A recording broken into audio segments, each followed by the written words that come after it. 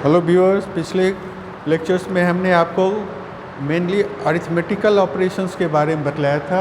आज हम कुछ अन्य ऑपरेटर्स के बारे में बात करते। देखिए, यूनरी ऑपरेटर का क्या मतलब, ये एक सिंगल ऑपरेंड पर काम करता। जो भी आप वैल्यू देंगे उसका नेगेटिव देगा या पॉजिटिव देगा। फॉर एग्जांपल, मान लीजिए आपने लिखा है equals to 25, x equals to -35, मतलब 35 का ये। These are called unary. String operator आपके लिए नया है, इसको ध्यान से देखिए। स्ट्रिंग ऑपरेटर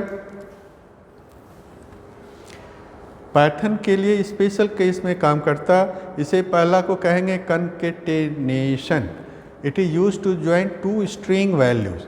मान लो कि आपने लिखा इन्वर्टेड कोमा में, ध्यान दीजिए स्ट्रिंग का मतलब इन्वर्टेड कोमा में आपने अशोक लिखा प्लस कुमार लिखा, तो जैसे ही आप अप्लाई करेंगे तो अशोक कुमार एक साथ आ जाएगा। तो आपने क्या देखा कि दो स्ट्रिंग को आपस में जोड़ने के लिए भी हम लोग प्लस साइन यूज़ करते और उसका नाम देते हैं कनकेटेनेशन। उसी तरह से इनटू का भी साइन जब आप यूज़ करेंगे तो ये रिपीट करता है, द सेम स्ट्रिंग आपका रिपीट होगा।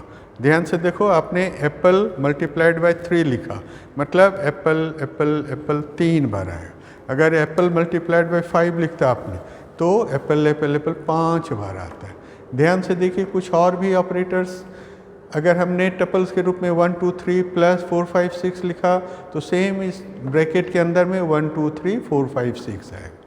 अगर आपने एक नए ब्रैकेट में दिस प्लस दिस लिखा तो इसका मतलब हो गया 1 2 3 4 5 6। जो ब्रैकेट आप यूज़ करेंगे वही होगा। ध्यान से देखिए, यहाँ पर एक स्ट्रिंग कांस्टेंट है हेलो, दूसरा है स्ट्रिंग कांस्टेंट जिसमें आपने स्पेस प्रोवाइड किया, उसके बाद वर्ड। ध्यान से सोचो कि इसमें क्या आएगा, यहाँ भी आएगा हेलो वर्ड और बीच में एक स्पेस रहेगा। ध्यान से देखिए, हेलो वर्ड बीच में एक स्पेस है। सो स्टूडेंट, याद रखना है कि प्लस ऑपरेशन सिर्फ अरिथमेटिक ही नहीं, स्ट्रिंग पे भी काम करता है। आपको जैसा बतलाया गया इसी का रिपीटेशंस होगा। अगर 1 2 3 मल्टीप्लाइड बाय 3 है तो ध्यान से देखो 1 2 3 कॉमा 1 2 3 कॉमा 1 2 3, जैसा स्ट्रिंग में था उसी एप्पल मल्टीप्लाइड बाय 3 को 3 बार एप्पल एप्पल एप्पल लिखा तो 1 2 3 को ही 3 बार लिखेगा। अगर इस तरह का ब्रैकेट आपने यूज़ किया है तो अंडर द सेम ब्रैकेट ये 3 बार रिपीट करेगा। हेलो को आपने 3 बार मल्टीप्लाई किया, मतलब हेलो हेलो हेलो 3 बार ये करेगा। So this is new things, आप इसको ध्यान से देखिए, ये आपके लिए ज़रूरत है। असाइनमेंट और इक्वलिटी, हमेशा हमारे विद्यार्थी कंफ्यूज करते हैं असाइनमेंट का क्या मतलब। ध्यान रखो, इक्वलिटी से हम लोग किसी वैल्यू को असाइन करते हैं। लेट x इक्वल्स टू 5, यहाँ पर x का मान आप 5 देते हो, इट इज़ कॉल्ड असाइनमेंट।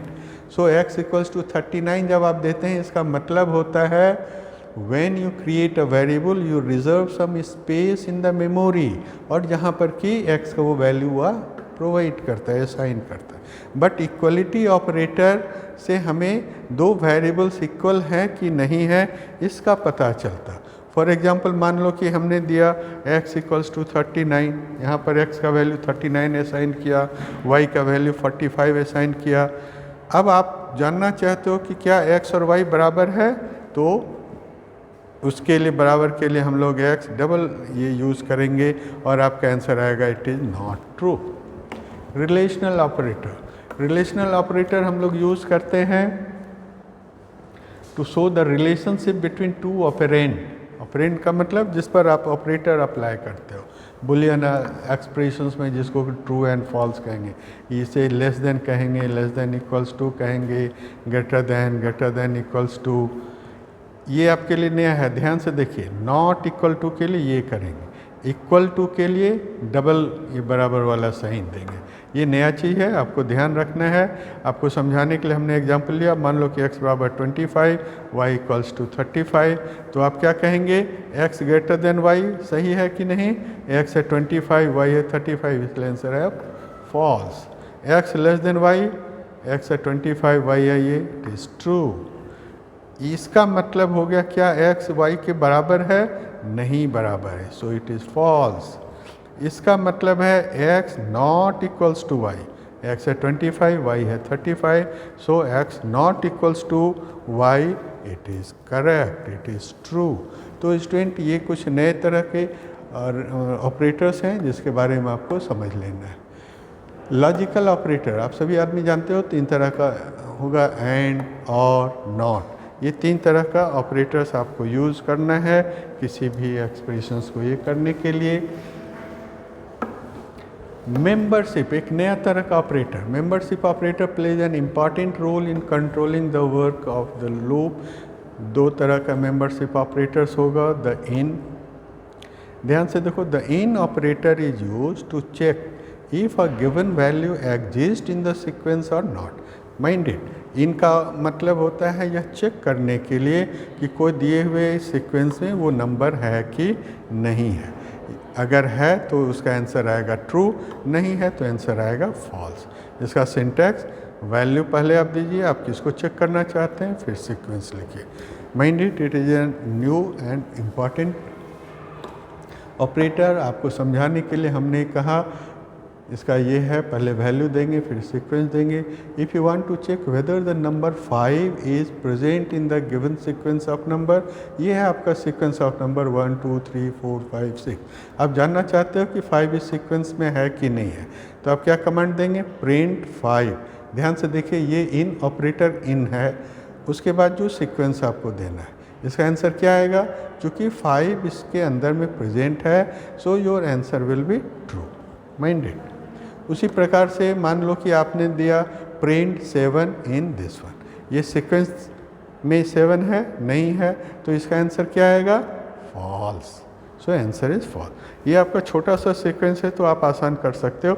मान लो किसी सीक्वेंस में 100,000 आइटम्स हैं और उसमें आपको चेक करना है, वहाँ के लिए बहुत ही यूजफुल होता है। Range function, it is another important function.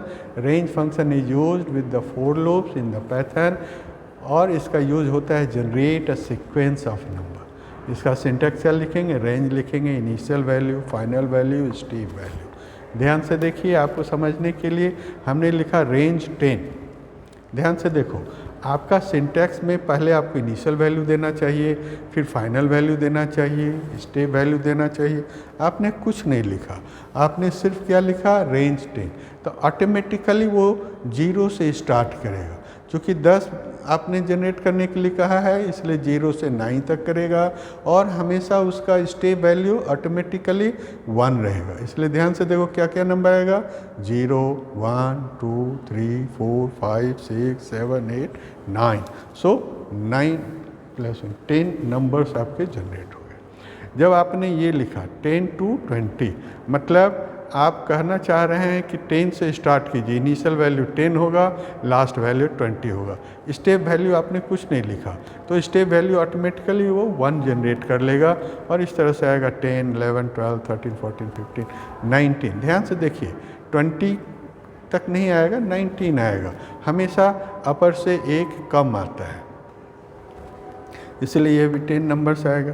अब यहाँ पर आप ध्यान से देखो, 10 23, मतलब 10 से स्टार्ट करना है, अप टू 20 तक जाना है, मतलब <21, और ये 3 का स्टेपिंग वैल्यू आएगा। यहाँ क्या आएगा, 10 13 16 एंड 19। इस तरह से आपका, थैंक यू।